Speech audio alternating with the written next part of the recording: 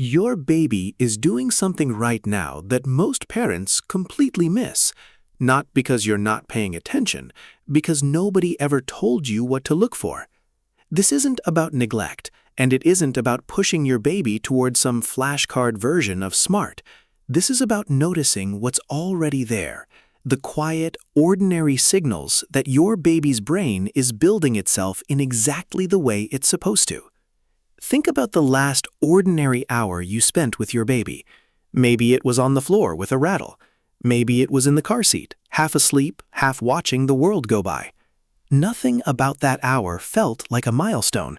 No one clapped, no app buzzed with a notification.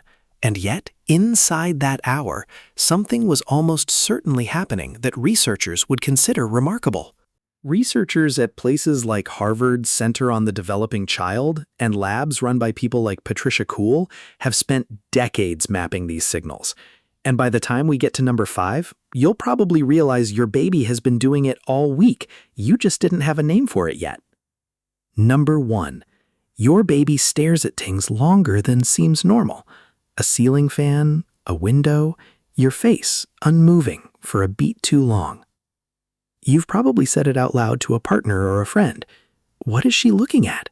You wave a hand in front of the eyes just to check they're actually seeing you, and nothing happens. The stare just holds. Here's what's actually happening.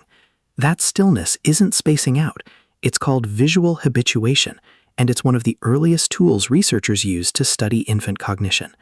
Your baby's brain is running a comparison, new information against everything it already knows.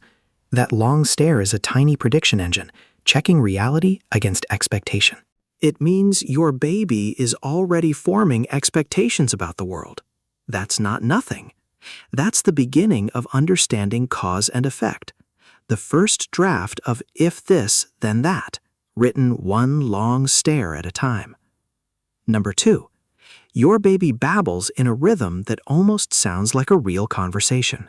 Pause, sound, pause, like they're waiting for their turn. You say something simple, "Good morning, sleepyhead," and there it is, a little burst of ba or ga, right where a response should go. Not overlapping you, not random, landing in the gap, like your baby already knows where the gap is supposed to be. That's not random noise. That's called serve and return, a term coined by researchers at Harvard. And it's considered one of the single strongest predictors of healthy brain architecture. Your baby isn't just making sound. They're rehearsing the shape of dialogue before they have a single word to put in it. And when you answer back, even just, "Oh, really? Tell me more," you're not just being cute, you're closing the loop their brain is waiting for. I matter. That is the sentence hiding underneath every one of those babbled pauses. Number 3. Your baby gets fussy or turns away during play that seems totally fine to you. This one trips people up, so let's be clear. This doesn't mean you did something wrong. Turning away is called gaze aversion, and Ed Tronick's research, the same researcher behind the famous still face experiment, found that babies use it on purpose.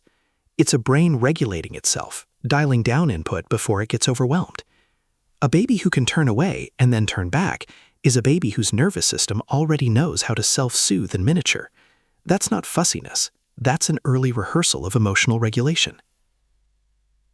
Number 4. Your baby copies your face, sticks out a tongue, opens their mouth wide, sometimes just seconds after you did it, sometimes minutes later, out of nowhere. Here's what's actually happening. That delayed copy is deferred imitation, and it means your baby's brain stored an image of your face doing something, held onto it, and pulled it back out later on purpose.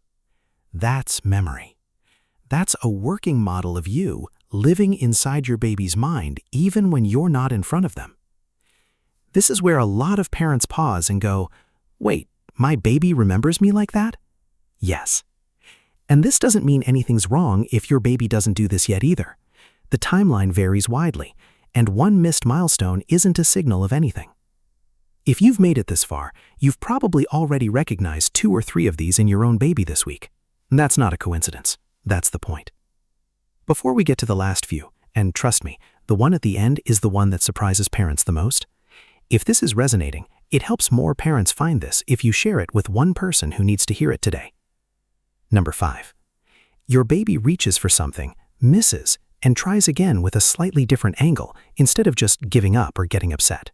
Picture the toy just out of reach on the playmat. The first reach comes in too high, fingers closing on air. You almost jump in to help. But wait, the arm resets, drops a little lower this time, and closes around it on the second try. That small course correction is a live demonstration of what researchers call motor learning through trial and error, and it's tied to prefrontal cortex activity, the part of the brain responsible for planning and adjustment. Your baby isn't just failing and retrying randomly, they're adjusting a plan based on what didn't work. That's problem solving, in its rawest, earliest form, but it's genuinely that, the same basic loop of try, fail, adjust, succeed, that your baby will use for the rest of their life, showing up first on a playmat over a plastic ring. Number 6. Your baby seems to get peekaboo way too fast, laughing before you've even fully reappeared, like they already knew you were coming back. You ducked behind the blanket. Half a second later, before your face is even all the way out from behind it, the laugh already starts. Not a delayed reaction to seeing you, a laugh that arrives early, like it was anticipating you the whole time you were gone. This one is about something called object permanence, first mapped by Jean Piaget, and it's a bigger deal than it looks. Understanding that something continues to exist even when it's hidden is a genuine cognitive milestone. That anticipatory laugh means your baby has built an internal model of the world that doesn't disappear just because it's temporarily out of sight. Which also means, gently, that's why separations can be hard right now too. The same brain that laughs early at peekaboo is the brain that knows you're still out there when you leave the room and misses you for it. Number 7. Your baby reacts differently to your tone of voice than to the actual words you're saying, calming down to a soft "no you don't" long before they understand what no means. Patricia Kuhl's research on infant language acquisition found that babies are tracking the music of language, pitch, rhythm, emotional tone, long before they're tracking vocabulary. Your baby is building an entire emotional map of communication before a single word has meaning attached to it. That means your voice is doing more work than your words are this early on, not because your words don't matter, because the tone is the first language your baby actually understands. And now, the big one. Number 8. Your baby seems to calm down faster or stay calm longer on days when you are calm, and gets dysregulated faster on the days you're running on empty.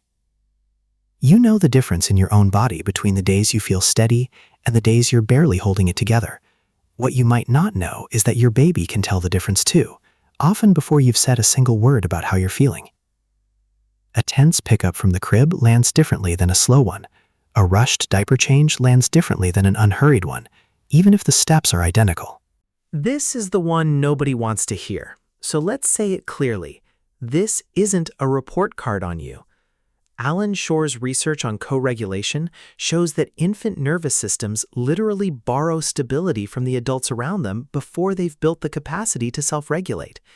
Your baby's brain isn't judging your stress, it's syncing to it, the way any two connected systems sync, because that's literally how the architecture is built to work at this age. That is the return, not proof you're failing. Proof that your baby's brain is so finely tuned to you that it's using you as scaffolding while it builds its own foundation. And scaffolding doesn't have to be perfect. It just has to be there, most of the time, which it already is. None of these 8 things mean your baby is destined for anything in particular. They're not a report card, and missing a few doesn't mean anything either. What they actually are is proof of something simpler and bigger. Your baby's brain is doing exactly what it's built to do, in real time, using the most ordinary moments of your day as raw material. The stare, the babble, the reach, the way they calm down when you do. You didn't need a course for this. You didn't need an app open in the background or a toy that lights up and plays Mozart. Your baby's brain is already wiring itself for attention, memory, language, and regulation, using nothing but you, your face, your voice, your presence, showing up in the small, unremarkable minutes that don't feel like they're doing anything at all. Go back through that list in your head one more time. The stare that lasted a beat too long. The babble that landed right in the pause. The reach that missed and adjusted. The laugh that came early. None of it looked like anything in the moment. That's the whole point. The most important work your baby's brain does all day happens inside moments too small and too ordinary to notice, unless you know what you're looking at. The fact that you watched this whole thing, looking for signs, wondering if you're getting it right, that's the answer.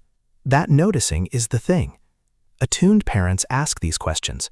Babies with genius brains don't need a special parent.